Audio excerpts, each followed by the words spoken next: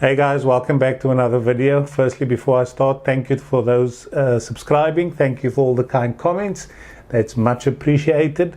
A special thanks to Donovan Chin for pointing out the error of my ways when it comes to updating the firmware to 2.7. So Donovan, if you are watching, thank you very, very much for pointing that out. And then there was a whole series of comments afterwards saying that they're not having any problems with it and blah, blah, blah. So this particular video is just a follow-up to last week's video, pointing out where I went wrong in terms of doing this update, and it may or may not help somebody out that's potentially going to experience the same problem. So to summarize, I'll jump on the video and show you what I mean, but just to summarize quickly, when you download the firmware and you try and open it, you get an error message. I'm talking about working on a Mac here, right? But it gives you the error message, but it simultaneously creates a bin file, which I didn't notice, right? Then you drag the bin file onto the SD card, pop the SD card into the camera, switch the camera on, press the play button, and voila, the update's supposed to happen. So I sort of struggled, blah, blah, blah. I didn't put the bin file onto the SD card. I kept trying to use the zip file, which was the mistake I made. But anyway, once again, thanks, Donovan. So look, this is purely for those, if you are struggling updating that 2.7 on a Mac, just be careful of this. This can be the problem. I've done the 2.6, or I beg your pardon, the 2.5 update comfortably, no problem previously. But for some reason, the zip file with Panasonic and this particular format caused a little bit of problem. So look, I'm just going to quickly jump onto the computer, show you, and then wrap up this video because I'll do another one straight afterwards. Alright guys, so as I was saying, if you download the update from the Panasonic website, it comes into your Finder, and once again this is talking about a Mac, comes in as a zip file. When you double click that, this is what happens. It says unable to expand the G9, but simultaneously it turns it into a bin file over there, which you can see there. Now that bin file is the one that you drag to the SD card. Once it's on the SD card, you then put the camera on, press the play button, and then the camera will do the update automatically. So just remember that I didn't notice this bin file in here, hence me not being successful with that update. But anyway, that's updated now, so all good to go until the next update. Alright guys, so that's a very, very short video, just fixing the update question to 2.7 firmware Lumix G9. I hope that makes sense. If you are having any issues, just pop it down in the comments below. Thanks again to Donovan Chin for pointing me in the right direction there. And like I said, hopefully this will help out anybody else that's potentially struggling to do the update on a Mac computer. Thanks for the comments. Thanks for the feedback. It is much appreciated. I'm going to be doing an additional video this weekend on the Panasonic G9, but this time I'm going to be talking about this nifty 50mm Canon lens, which I bought a few years ago for the G7. I bought it with a little bit of an adapter just to have a play with some proper glass.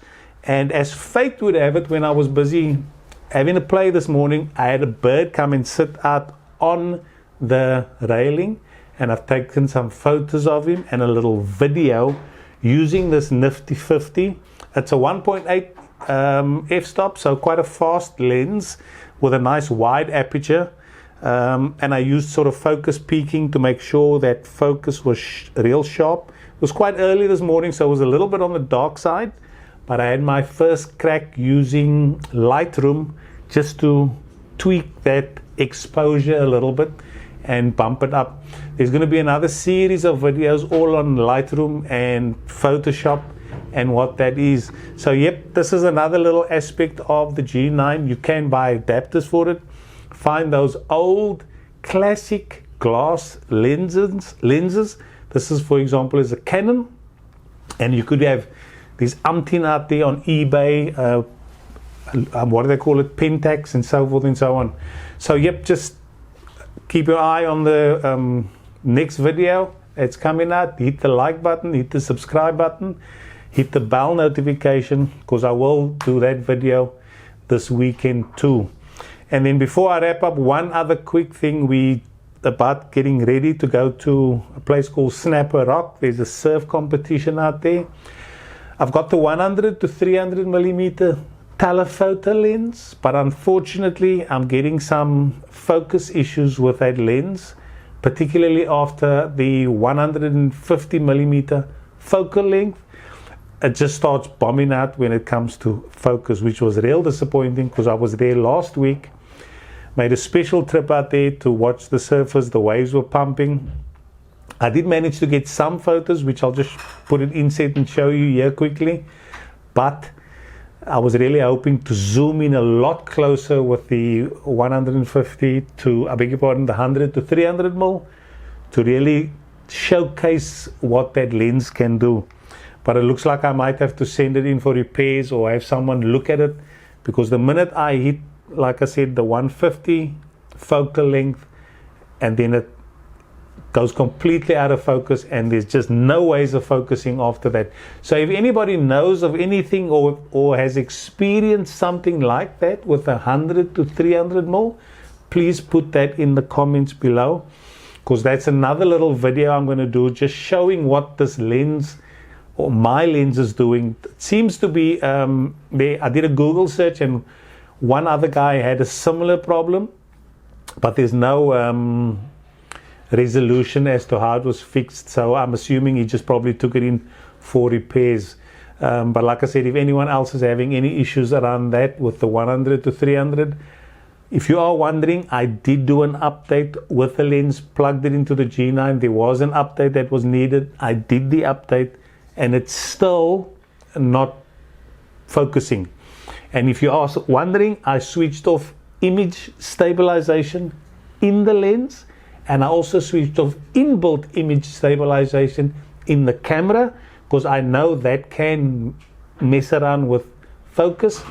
So those are the two things I have done. If there's anything else that you think of or that you can recommend, please let me know, because I'm stuck now going to the surf spot, but without a real good telephoto lens. I'm going to have to make do with the, I think it's the 45 to 150.